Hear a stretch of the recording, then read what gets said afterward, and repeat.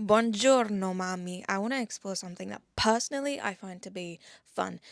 Let's call this symptoms versus root cause. So, long time ago, I heard of Chris Williamson and Alex Samusi having this conversation, and it was something, because I can't remember exactly, something about Alex kind of being like, yeah, what's the point in diving into things? Do we really need to get deeply into things? And Chris kind of argues, well, actually, it's kind of fun. Now, I don't remember which podcast. I fucking love their podcast whenever they get together. Love it. Can't even call it a guilty pleasure because it's just a pleasure. Like there's nothing guilty about it. You learn so much. Um, love it. I don't know what the phrase is for that. It's just like if there's just certain things that you live for in life, and that's for me is like one of them. Other one is gym. I'm sure there's more cookies. Anyway, I digress. People can argue for just do the work. People can argue for, okay, but just copy these behaviors. Like you can psychoanalyze, right? You can psychoanalyze, but if you're not doing the work, you're not doing the work. And I want to argue for both sides and why. God, I don't even know what I'm saying. I just feel like I need to talk. I just watched Get Out with my mom as well, so I'm just like reeling from that first time, and I just, man, good, but like, I'm not good with. I don't really watch movies because like usually when I watch them, I'm just sort of like, bro, that was stupid. But the main character was actually kind of smart, and I'm super grateful for his friend, his TSA friend. That was cool. Good recommendation by people. Anyway, yes, ultimately, if you're not in a calorie deficit, you can you know psychoanalyze. You can psychoanalyze as much as you want. You can break things down as much as you want. You can try and find the deeper meaning, but time is passing and you're not doing the work, right? And so it's sort of using psychoanalysis as a way of procrastinating your brilliance. And this is not just in terms of a calorie deficit, but also whatever it is you're trying to build, right? You are staying in the, let me just textbook it out. Let me just keep learning. Let me keep reading. Let me keep building each micro skill. And then you're wondering, oh, I haven't made any progress.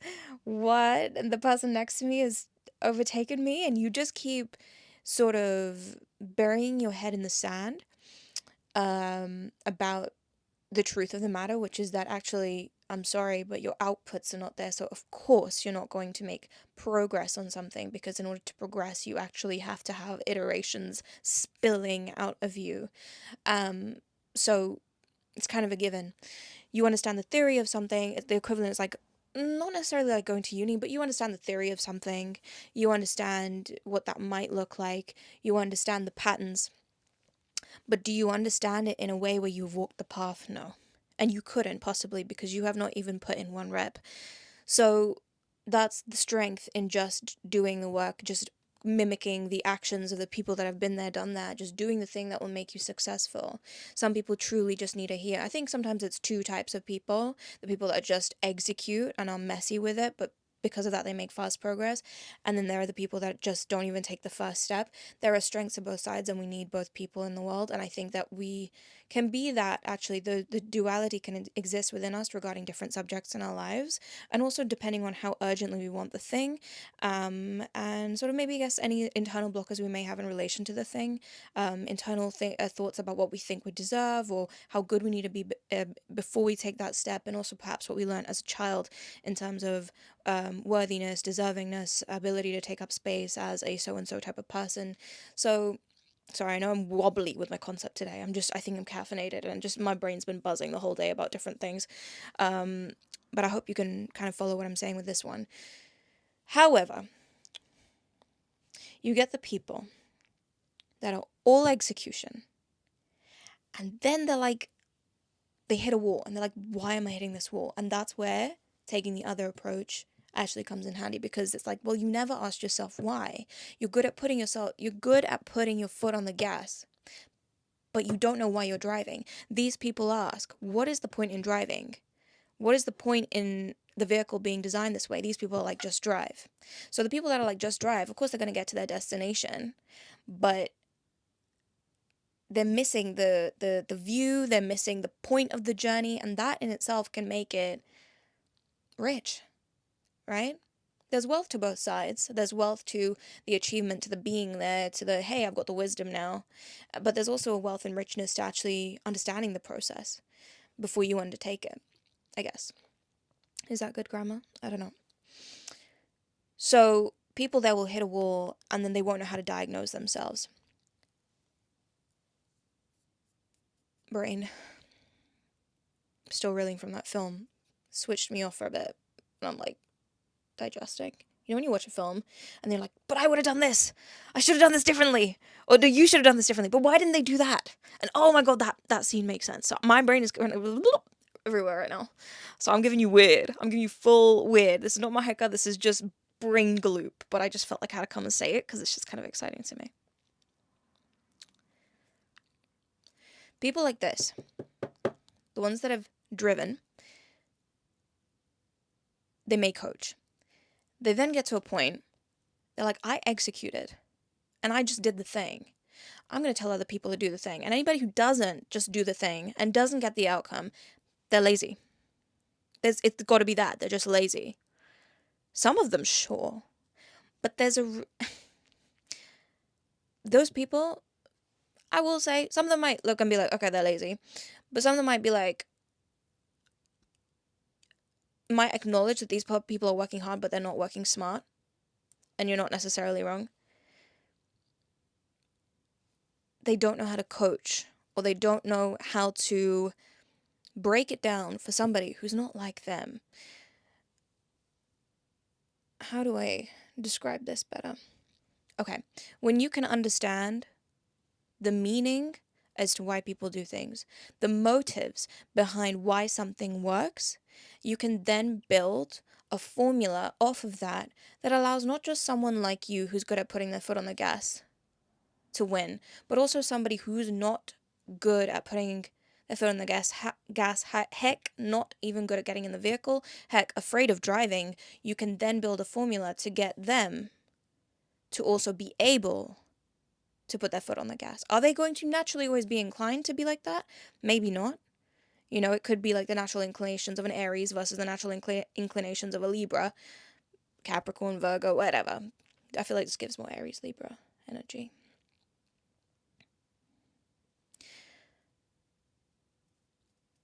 Sorry, I'm just giving you waffle. But there is benefit in understanding why a system works. I feel like I need to think of some examples. So obviously we want to find a middle ground. It's like you have the people in the world that need to be told to rest. Hey, relax. You need to take a beat. And then you have the people in the world that are like, pick up the pace. Come on. Don't do this. Don't do this. Get up. You're asked to work. Let's go. You need both in the world. You need to know how to be able to talk to somebody like that. You need to know how to be able to talk to somebody like that. We need to be able to learn from each other. There's benefits to both sides. I know I have some examples. So I need to think about this. Give me a sec.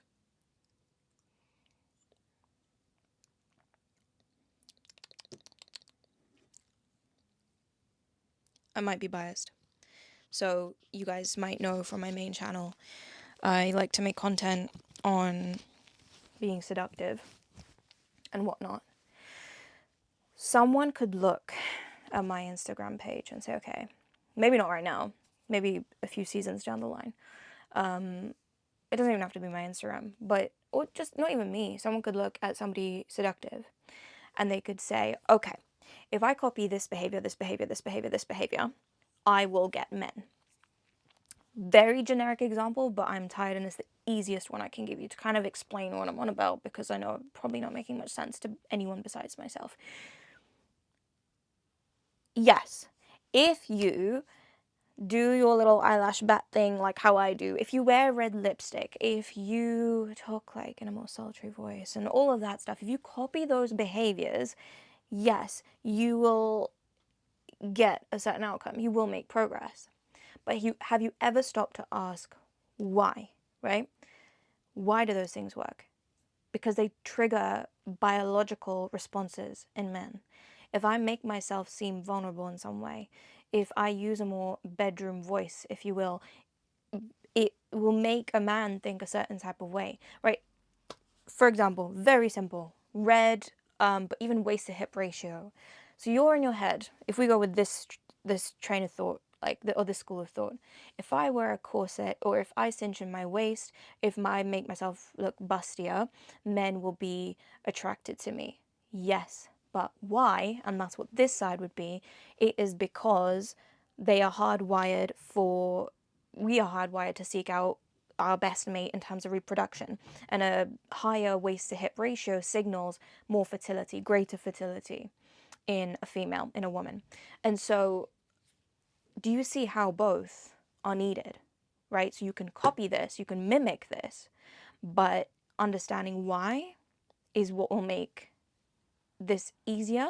And I think also, within this context of flirting and being attractive and whatnot, it's not just like, okay, you can understand your why, but let's take the waist to hip ratio out of it. Someone could look at the behaviors and be like, okay, if I copy these behaviors, I'm gonna come across more flirty, I'm gonna get more guys, or I'm gonna get more attention, attraction, whatever. But does that solve for the root issue that is preventing them from actually staying in the car? That's kind of what I want to get to. Because you can mimic all you like, but if you and yourself do not feel worthy of the man, right? Let's just say the man is there behind you. If you yourself do not feel worthy, you can try on all the outfits you like, all the behaviors, all the execution you like, but fundamentally your self-concept, or self-concept's the wrong term, your what's it called? Understanding is still one thing. So you may get in the car, put your foot on the pedal, but will you press? Maybe for a short amount of time, but you won't stay in. You'll chicken out and you'll get out. So what I'm trying to say is there will be some people in the world who are very gullible, and this is why they say stupid people kind of win, because they're willing to easily be, they don't over question, they don't like to stay in dissection, because either it's too much mental frying that they don't like, they don't enjoy, they can't handle it, or it's boring to them. So there are certain people in the world that are good for the books, they're good for the like, let's dive into this, dive into this, dive into this deeper.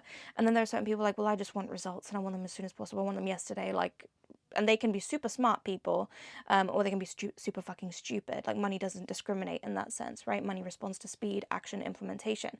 So, what was I saying? I fucking forgot. But basically, if you are just trying on a behavior, but it is not rooted in a why, it is not rooted in understanding, that behavior will not stick around for long. I'm just thinking if there's anything else I really wanted to say. I don't think I made my point, to be honest. I've waffled, and there's no fucking syrup to be found.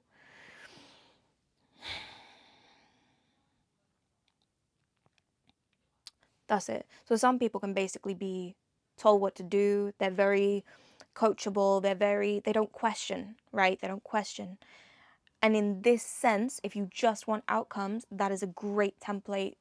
You know, it will probably make you successful. Just follow the instructions. Follow the instructions of the people that walk the path. Great. You can execute, you can implement. But to convert people that tend to live on this side, the questioners, the deeper thinkers, but why? And how do I stay there? And is it relevant? Typically, I want to say the more emotional types of people, in their feels types. Let me feel my suffering. Uh, like to make life difficult for ourselves type, but also enjoy the process of solving problems. I can speak because I run this way in case you couldn't tell. For someone like that, you gotta sell them. You gotta sell them on why the destination, or the putting your foot on the gas, or putting your foot on the gas and keeping it on there, is worth it. You got to sell them, because they will over intellectualize. That's the temperament you're kind of working with. You got to sell them on why it works. So I don't know, maybe I'm making an argument for that.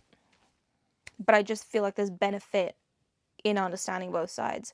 The importance of execution, like if you're someone kind of like running like my temperament, you gotta eventually you gotta draw the line. So if you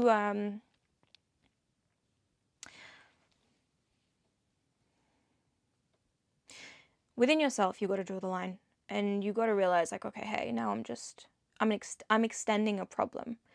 I'm not solving it. I'm extending it. I've been dealing with the same thing for years now, and you know what? If this rumination or this thinking actually created a solution, then I would not still be in the same position I am. So there's got to come a point where you have a conversation with somebody who runs this way, and let yourself be triggered, and let yourself be confused, and let yourself be like, oh, was it really that simple? Because then you'll realize how fucking stupid you've been in so many ways. But then it's also worth somebody on this side being like, hey, maybe I've been overly simplistic in my views. Maybe I've been using one way as a way of sort of, ignore my parents bantering in the background, as a way of sort of diagnosing the masses. Like, people here might just sort of be like, well, you just need to do this. The people over here might be like the type, okay, let me put it like this, right? Let me put it like this. You have the same 24 hours in a day as Beyonce. That's those type of people. Okay? Now, some people on this side do need to hear that. Yeah, bitch, what the fuck are you doing scrolling on your phone? Get up. Go to work. What was it? Beyonce prepared like months in advance for hours for her show, right? Get the fuck up. Some people need to hear that. But then what they're not accounting for is that there are some people that really don't need to hear that. They don't, right? They're carers, they've got a disability, or, right? Life stuff. And so, what I'm trying to say is no singular side is perfect. But if you're trying to achieve true, well rounded success, then perhaps consider that your answer does not lie in the extreme in which you've been operating. Perhaps it's to be found on the other side. Do I need to burp? I gave myself basically. Yeah, I did. Sorry. Pardon me. When I am watching a horror film, because I get so stressed and anxious, I can't fucking digest my food. But consider, if you have not made progress in a long amount of time, if you're hitting a wall, whether it's within yourself, your ability to be heard by your clients or by the world, then please consider if your approach has been a little, maybe you may not call it extreme from your point of view, because it's the point of view in which you've stood for so long and it's been successful, it's proven to be successful up until a certain point, then maybe find that your answer actually lies somewhere more in the middle. And then that's where your next period of growth lies. So, okay, great, person over here on this side, you understand the theory, but now what you actually need to do is take a little leaf out of this person's book or page or whatever they call it, and actually get to the implementation part. Get uncomfortable, get ugly, start pushing out reps. For this person, okay, you know what, maybe take a seat, have a conversation with somebody from that side and understand that point of view. I think maybe people on this side have a tendency to kind of be more like, let me empathize, let me empathize a bit more. If I just understood this a bit more, then maybe this, that, the other, start to theorize based off of their conversations. But then the person on this side is more like, what